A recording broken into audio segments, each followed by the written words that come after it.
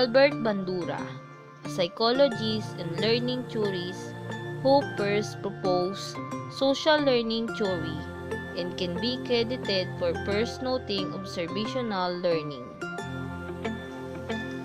Researcher responsible for social learning theory. Albert Bandura is considered the leading proponent of this theory. He found that people learn not only a result of their own beliefs and expectation but also by modeling or observing others, an idea that led to the development of modern social cognition theory.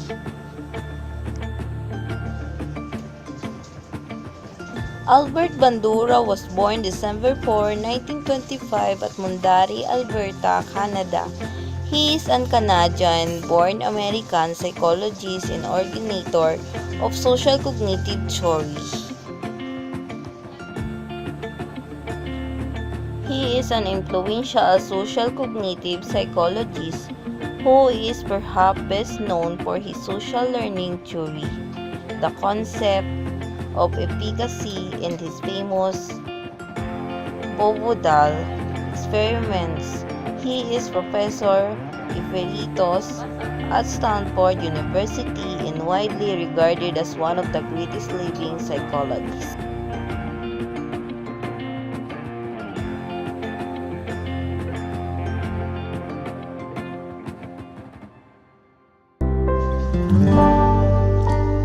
Hello, awesome students!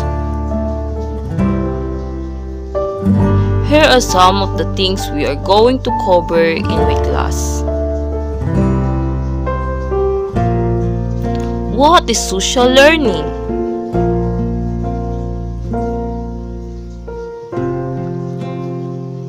Social learning is the prospect that people learn by observing others. Albert Bandura, do you know him?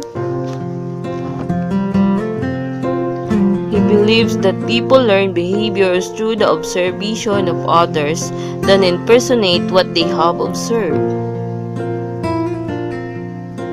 For example, Bubudal experiment.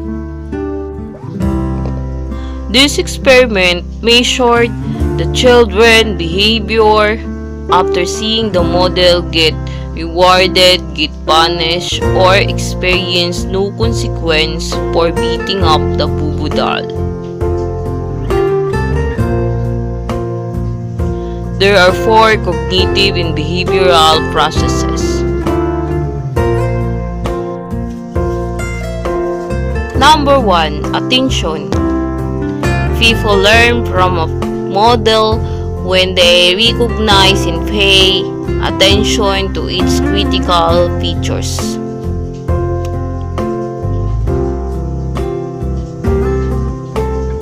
Number 2. Retention.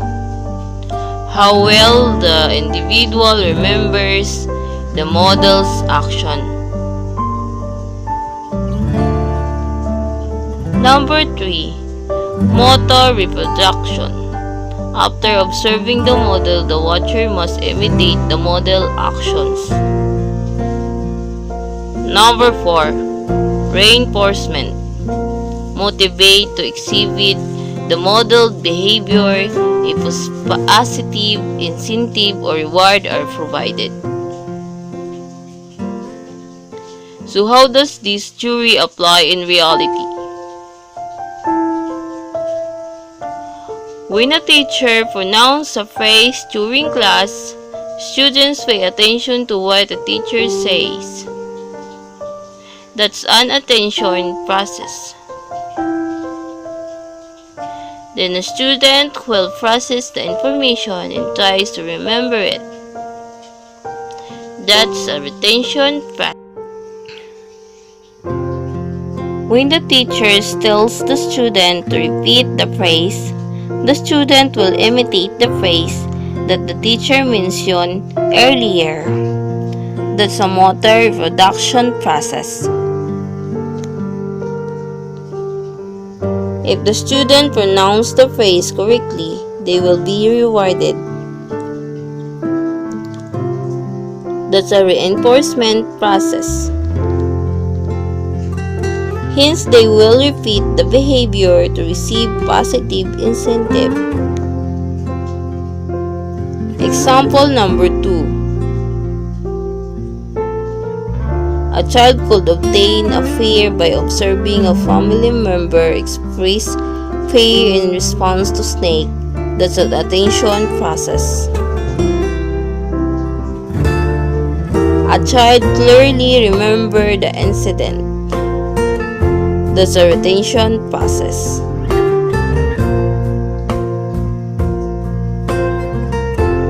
A child could have learned the connections between snakes and the unpleasant bite through direct experience without developing excessive fear. That's a motor reproduction process. The child could learn from others that snake can have deadly venom. This serves as a negative reinforcement. Therefore, they will be reevaluate the dangerousness of snake bite and development a more exaggerated fear response to snakes. The reinforcement process.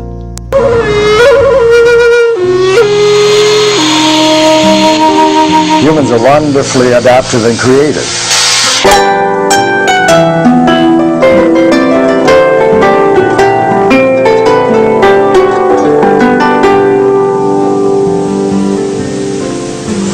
In this program, we're discussing the social cognitive theory of human behavior. Now, a comprehensive theory must explain how people acquire competencies, values, and styles of behavior, but it must also explain how people motivate and regulate their behavior. We'll examine some of the basic premises and applications of social cognitive theory in this program.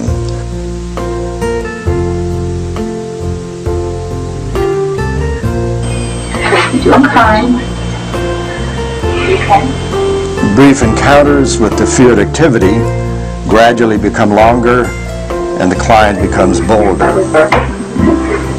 It took this person just 5 one-hour sessions to overcome her fear phobia. Now this is a powerful treatment. If people are persuaded they have what it takes to succeed, they exert more effort and avoid focusing on their doubts when problems arise. And one's behavior can also change one's personal characteristics, as when we use performance feedback to improve our skills. For instance, people will cross the street against a red light if a well-dressed person with an attaché case does it first, but not if the same person is dressed in shabby clothes.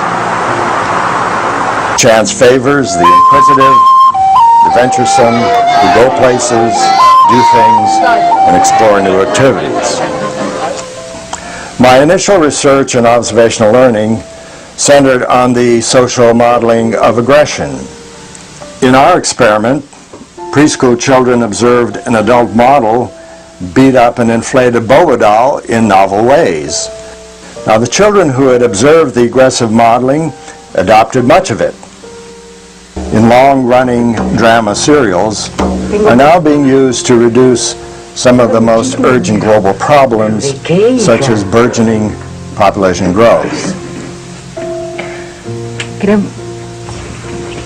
que estoy embarazada otra vez. Through selective disengagement of moral self-sanctions, people who otherwise behave considerately can do extremely cruel things. Marked cultural changes challenge the view that people are innately aggressive. People are now changing the genetic makeup of plants and animals, and even toying with the prospects of shaping some aspects of their own nature. The challenge is how to enable and motivate people to use these capabilities for personal and social betterment.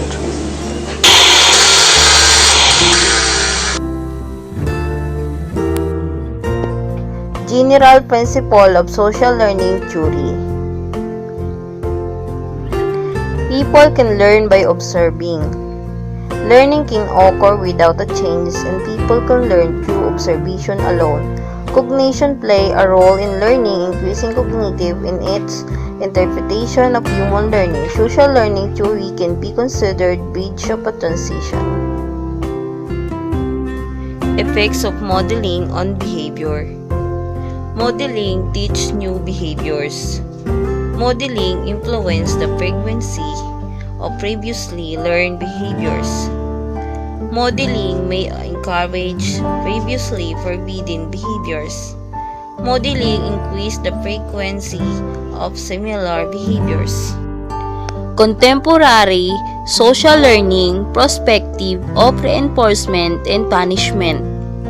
Contemporary theory proposed that both reinforcement and punishment have indirect effect on learning. Reinforcement and punishment influence the extent to which an individual exhibits a behavior that has been learned. The expectation of reinforcement influences cognitive processes that promote learning. Attention plays a critical role in learning, and attention is influenced by the expectation of reinforcement. Educational implications of social learning theory. Students learn a great deal simply by observing others. Describing the consequence of behavior increase appropriate behaviors, decreasing inappropriate ones. Modeling provides an alternative to teaching the new behaviors. Teachers and parents must model appropriate behavior and take care they do not model an inappropriate behavior. Teachers should expose students to a variety of other models. Students must believe that they are capable of accomplishing a task. Self-regulation techniques provide an effective method for improving students' behavior. In order to succeed, people need a sense of self-efficacy to struggle together with resilience to meet the inevitable obstacles and iniquities of life. How the environment reinforce and punish modeling. People are often reinforced modeling the behavior of others. Bandura suggested that the environment also reinforces modeling. This is a several possible ways. The observer is reinforced by the model. The observer is reinforced by someone's actions. The imitated behavior itself leads to reinforcing consequences.